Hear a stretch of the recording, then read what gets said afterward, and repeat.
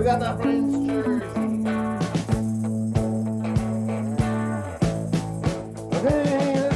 So what's going to happen on today's episode of The Drive-Thru, which is a phenomenal name.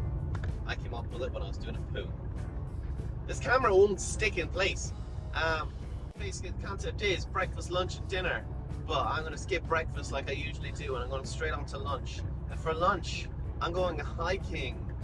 It's a great joke. It'll be a great joke in a little while. I promise it's a great joke. But there's something I gotta get first. So first of all, I went to Maynooth, or Maynooth, as people from the area would have you call it. I went into O'Brien's because you'll see why. Before I go hiking, you know what I'm saying?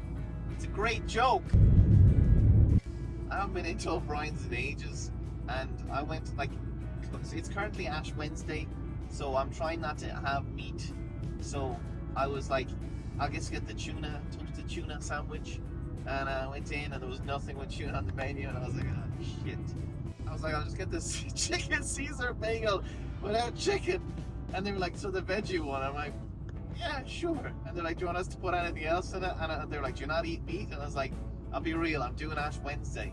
And they're like, you can have salmon. I'm like, salmon sounds good to me. And they're like, do you want anything? I was like, just do the chicken Caesar, but swap the sea chicken for salmon, and that's what I have. And they were like, really? And I was like, yeah. And they're like, okay. They have never done that before. I'm going somewhere else now. I've never been here before. I've been learning about it over the last day. The who's who of Irish history have been here. St. Patrick, my lad, was here. Yeats was here. Douglas Hyde, aka the first president, was here. Enclosure of the Kings? That sounds like a Yu-Gi-Oh type thing. It's so hard. Well, mate, it's blowing here. It's very windy. But this is what it's all about. The Stone of Destiny. You put your hand on it and it sees if you're worthy to be a king. But it does look like a penis, doesn't it? But this is where Brian Boru became High King, and in fact Brian Boru actually started the name O'Brien, so it's fitting to have O'Brien's where Brian Boru was, and I'm Brian as well, and that was the bit. That's the only man that protects me from the wind. And another thing, this is where Fionn McCool actually came, and he became High King, and Fionn McCool, you might remember, is the guy that had the salmon of knowledge. I ate salmon there too, it was an accident. Nice.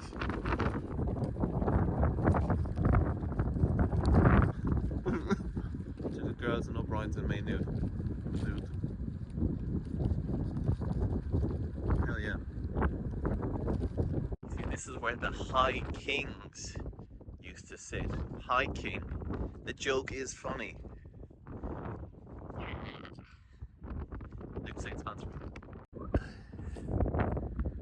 And they made a massive ass bank on Donegal, so everyone could celebrate the High Kings. I know they're a good band, but it's a bit too much. And look at this as well, right? I bloody told you. It's a peener. A few fun facts about Hill of Tara. In 1843, Daniel O'Connell, they had a peaceful protest against the English. There was 750,000 people up there. Insane. Parking must have been a nightmare. It's actually a mad spot. It's actually such an interesting spot because it's kind of like Ireland's Stonehenge. And Stonehenge, I don't know if you watched it. I went there in a previous video.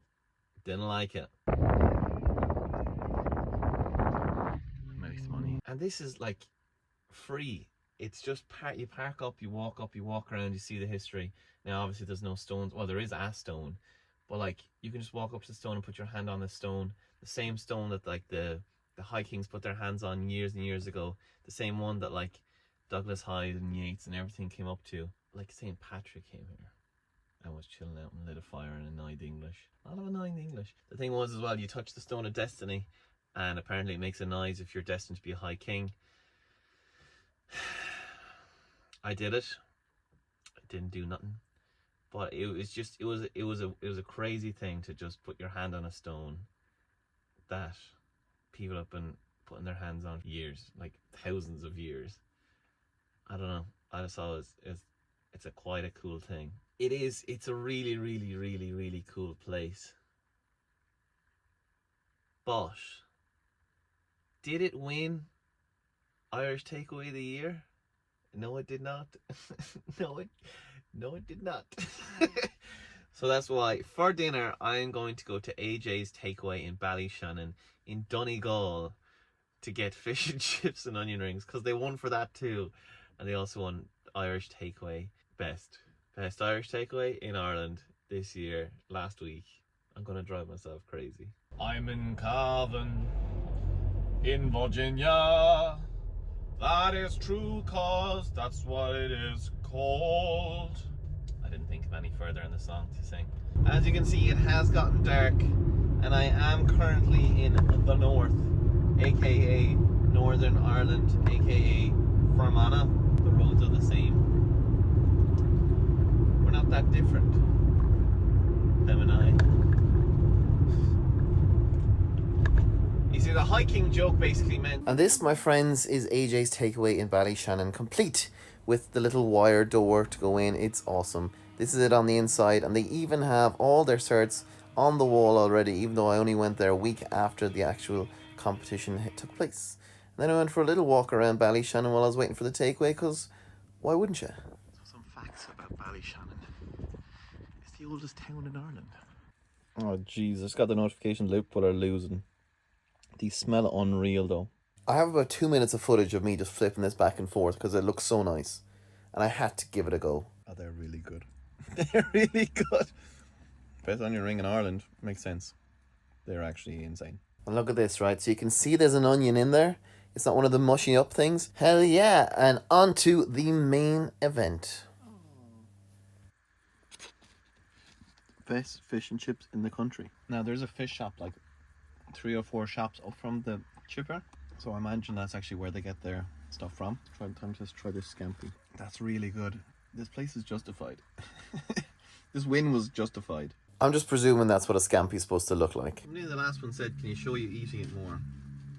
I think people have this idea that I go to these places and I don't eat the food, which is hilarious because, like, Luke's, they don't sponsor me yet, but like, this is my dinner. Do you know what I mean? I'm hungry. Is it worth a 400-kilometer drive? Yeah. And after that, I just decimated the food. An absolute hell yeah. Had a gawk at the town. This is a statue to Rory Gallagher, musician. Never heard of him. Fair play to you though. Then I saw this bridge, and it was raining. It was like 10:30 at night. You'd be stupid to go over there. Oh, this is badass. Do like a music video type thing here. I don't know what that is. That's sick. It looks like it's kind of place where I get beaten up, which if I do will be so embarrassing. That's so badass. Some fun facts about Ballyshannon. So Mary Shelley, who wrote Frankenstein, her mum was here from here, and Bram Stoker, who wrote Dracula, his grandparents were married and buried here up at the local church. It's like spooky people that write well about spooky things have family members from here. It's a specific one, but I'm gonna allow it. And if you're there thinking, Ballyshannon, why does that ring a bell? Is that where the 1978 chicken flying competition was? You'd be dead wrong. The chicken flying competition happened at Ballyshannon in 1977. Here's some footage. The main attraction this year was a somewhat controversial hen flying competition. Beforehand, it had been alleged that the contest could cause the contestants unnecessary physical and mental suffering. But according to our reporter, everything went off smoothly, and so, he says, even the hens seemed to enjoy the fun. 7 birds were entered, including one from Ballyke across the border, but in the end it was another hometown victory, as White Pride, a white Wyandotte hen, fluttered 21 feet 6.5 inches to take the laurels for her proud handler, 14-year-old Jimmy Gallagher from Ballyshannon. It's a crazy place. Hell yeah, Ballyshannon. You're a cool place. They left their windows open. Did I close the window? Your window's open. In case you get burgled, your window's open, that's the excuse. Get back in the van. One last note, Ballyshannon. Every single person, I went into the shop there to get stuff. Every single person that I see says, well, how you getting on? Or, oh, well, how you doing? It's not just walking past, like, I go into my local shop and people won't be asking me as Jesus, won't be asking me as nice as that. Every single person that I came across, that I made eye contact with, said hello. That is big props for Ballyshannon. It feels extremely safe. Everyone seems really nice. There has to be some sort of conspiracy. It's like Hot Fuzz. There's some evil organization behind it all. I don't know, it just seems like a really, really, really harmless, nice place. I mean, it's the oldest town in Ireland. They've had enough time to figure out how to be a town, really, haven't they? I was walking, but it sounds like going for a hike, but it's a hiking. It's a clever joke. This is where I parked. So that's it. I woke up in Munster, had lunch in Leinster, had dinner in Ulster, and slept in I'm going to sleep in Connacht. Not bad. 12 hours. 12 hours ago, I was in bed in Waterford. Now I'm chilling in a van in Leitrim. A day in the life. A day in the life. Okay, like, subscribe, all those nice things, and I'll see you in the next one.